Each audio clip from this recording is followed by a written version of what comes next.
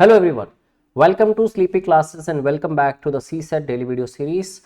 Without any further ado, let us see what's today's task. And I'm a little disappointed with all of you क्योंकि last video के अंदर you didn't let me know in the comment box कितने लोगों के answers ठीक हुए जो कि आप रेगुलर बेसिस पे करते आ रहे थे.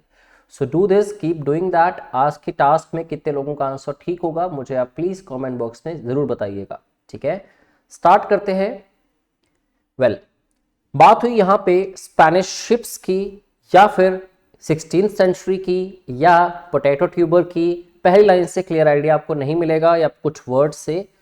एक बार पहली लाइन को हम गो थ्रू करते हैं और धीरे धीरे सारे पैसेज को एक साथ पढ़ने की कोशिश करते हैं और समझते हैं बहुत अच्छे से. ठीक है दोस्तों, लिखा गया Spanish ships in the late 16th century first brought the potato tuber from South America. तो 16th सेंचुरी के लास्ट में या लेट 16th सेंचुरी में जो पोटैटो ट्यूबर है वो लाया गया स्पेनिश शिप्स के द्वारा साउथ अमेरिका से. अब पोटैटो ट्यूबर क्या होता है? देखो, काफी सारी ऐसी क्रॉप्स हैं, ट्यूबर क्रॉप्स हैं. ट्यूबर होता है बेसिकली छोटा सीड. ठीक है, कोई भी एक सीड जिसके बेसिस पे कोई भी क्रॉप जो है वो फर्दर ग्रो करती है. तो पोटैटो ट्यूबर लाया गया पोटैटो की खेती के लिए basically to Europe, whereby in the early 19th century, मतलब 2-3 सेंचुरीज के बाद क्या हुआ, it had become a reliable backup to cereal crops. कि अगर सीरियल क्रॉप्स नहीं भी होंगी तो रिलायबिलिटी पूरी बन गई थी, रिलायबल बैकअप बन गया था कि पोटैटो ट्यूबर के आने के बाद पोटैटो की जो खेती शुरू हुई, जो उसको उगाना शुरू किया वहां पे, तो रिलायबिलिटी काफी बन गई थी उसके ऊपर. अब हुआ यूं कि particularly in the cold rain socked soils of Ireland. तो बात हो रही है पर्टिकुलरली आयरलैंड की, जहां पे बारिश की वजह से पूरी जो मिट्टी थी वो गिल्ली हो चुकी थी. ठीक है, अब the Irish were soon almost Holi dependent. Reliability बढ़ी धीरे धीरे पोटैटो ट्यूबर के आने की वजह से, पोटैटोस की खेती स्टार्ट हुई. अब क्या हुआ, जो आयरिश थे वो सारे लोग बड़ी जल्दी कुछ टाइम के बाद ये ऐसा हुआ पूरी तरह से वो डिपेंडेंट हो चुके थे किस चीज पे, on the potato as their staple food. दोस्तों वैसे तो आपको स्टेपल फूड का मीनिंग पता होगा, yet if I clarify, staple food particularly वो फूड है जो डायरेक्टली डिराइव होते हैं प्लांट से या फिर एनिमल्स से. ठीक है, जैसे कि आप बात करें वीट की, राइस की या कॉर्न की, या एनिमल बेस्ड अगर बात करें तो मीट, फिश, एग्स या मिल्क, तो वो सारे होते हैं स्टेपल फूड. तो अभी उनके लिए वहां पे जो आयरिश लोग थे मेनली उनका खाना क्या हो गया था एज अ स्टेपल फूड, वो पोटैटोस हो चुके थे. Right now further, and they were planting primarily one prodigious variety.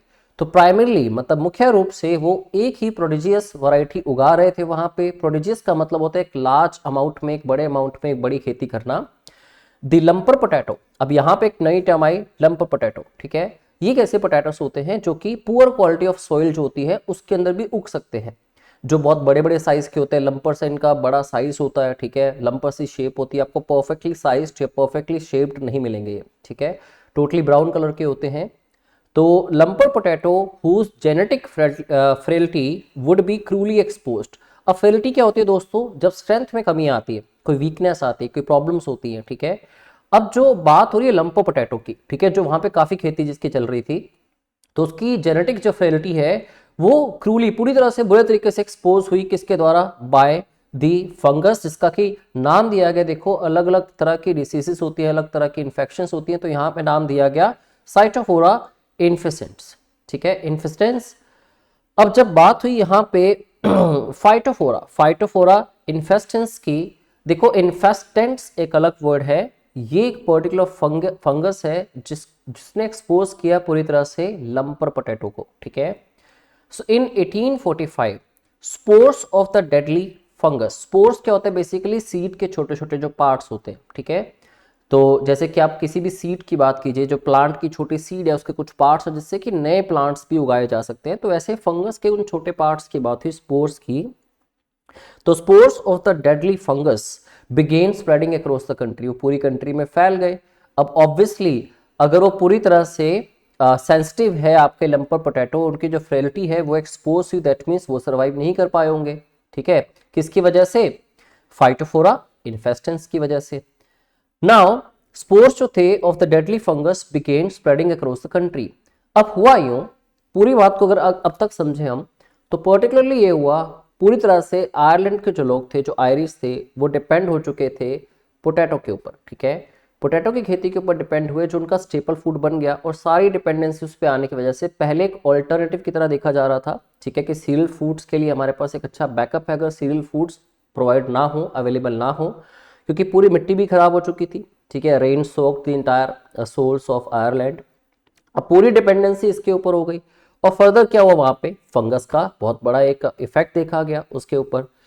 तो इससे हम कुछ ये भी समझते हैं कि सिर्फ एक चीज का पर्टिकुलरली होना। अब मान लो हम इन्वेस्टमेंट्स की बात करें, अगर हमारे इन्वेस्टमेंट प्लान्स हैं, अब हमने सारा पैसा लाखों करोड़ों रुपए एक ही जगह पे इन्वेस्ट कर रखा है, और वहां पे अगर कोई प्रॉब्लम आई तो सबका पैसा पूरी तरह से डूब सकता है।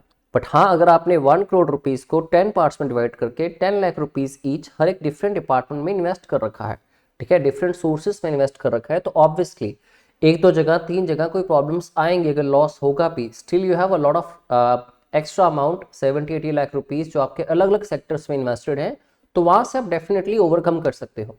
अब यहां बात हुई फूड की। अब फूड में उनकी टोटल डिपेंडेंसी जो थी वो पोटैटो के ऊपर थी, जो फंगस की वजह से परेशानी शुरू हो गई। अब वो स्प्रेड हो गई पूरी की पूरी कंट्री में, destroying nearly all the lumpers in the path, in its path. Almost जितने भी लंपर इसके रास्ते में आए, मतलब सब जगह जब फैल गई तो लंपर की जो खेती थी वो बंद हो गई, या फिर वो उग ही नहीं पाए, ठीक है, उनकी ग्रोथ हुई ही नहीं। अब अगर ऐसा हो गया, टोटल डिपेंडेंसी किस पे थी, इस पे थी, अब हुआ क्यों, the resulting famine killed displaced millions, ठीक है। अब फैमिन का मतलब क्या होता है, when there is a lack of food for longer duration of time in some particular region, ठीक है, किसी भी पर्टिकुलर रीजन के अंदर अगर बहुत टाइम तक फूड अवेलेबिलिटी नहीं है तो वहां पे फैमिन आ जाता है, ठीक है। और ये आना ही था, क्योंकि एक ही चीज तो अवेलेबल थी, सीरियल फूड्स तो थे नहीं, स्टेपल फूड्स में भी यही हो गया था, कोई और था ही नहीं, राइट।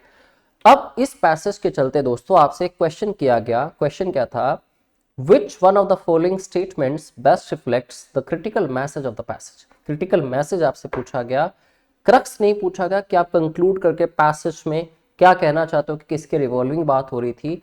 पूरी बात को अगर हम समझें, जैसे मैंने आपको एग्जांपल दी इन्वेस्टमेंट्स के भी, ठीक है, पूरी बात को समझे तो क्या चीज आपके माइंड में आती है। आप चारों ऑप्शंस मेरे साथ पढ़िए और अपना आंसर कमेंट बॉक्स में बताने की कोशिश कीजिए, ठीक है। सो पहली ऑप्शन थी, सबसे पहले कहा गया मैसेज की बात हो रही है, यहाँ पे इस चीज को ध्यान रखिएगा, मैसेज क्या मिला हमें इस पूरी बात को, इस पूरी कथा, इस पूरी कहानी को सुन के क्या मैसेज मिला, मोरल ऑफ द स्टोरी क्या है। So for introducing any foreign plant into a country, the soil and climate conditions of that country should be suitable। अब वो तो suitable थी। अगर हम इस पैसेज पे बेस्ड पे बात करें, जो अगर हम बात करें पोटैटो ट्यूबर की, ठीक है, जो कि इंपोर्ट किया गया, उस हिसाब से अब क्लाइमेटिक कंडीशंस की क्या बात करें, क्लाइमेट चेंज तो इतना ज्यादा अब भी हो रहा है कि हम लोग ये प्रेडिक्ट नहीं कर सकते कि इन फ्यूचर बहुत बड़ी बाढ़ या बहुत बड़ी जो रेनफॉल होगा वो हो सकता है, नहीं हो सकता। और वैसे भी मिट्टी तो सूटेबल थी, इसलिए पोटैटोस की जो खेती थी बहुत बढ़िया चल रही थी, ठीक है। तो ये एक मैसेज तो नहीं लग रहा आपको इस पैसेज से जो मिला आपको। नेक्स्ट ऑप्शन बी में कहा गया as a staple food of a country, ठीक है, जो मेनली सबसे ज्यादा खाया जाता है, ठीक है, जिसको मैंने बताया भी आपको स्टेपल फूड क्या होता है, डायरेक्टली प्लांट डिराइव्ड होता है या फिर एनिमल से।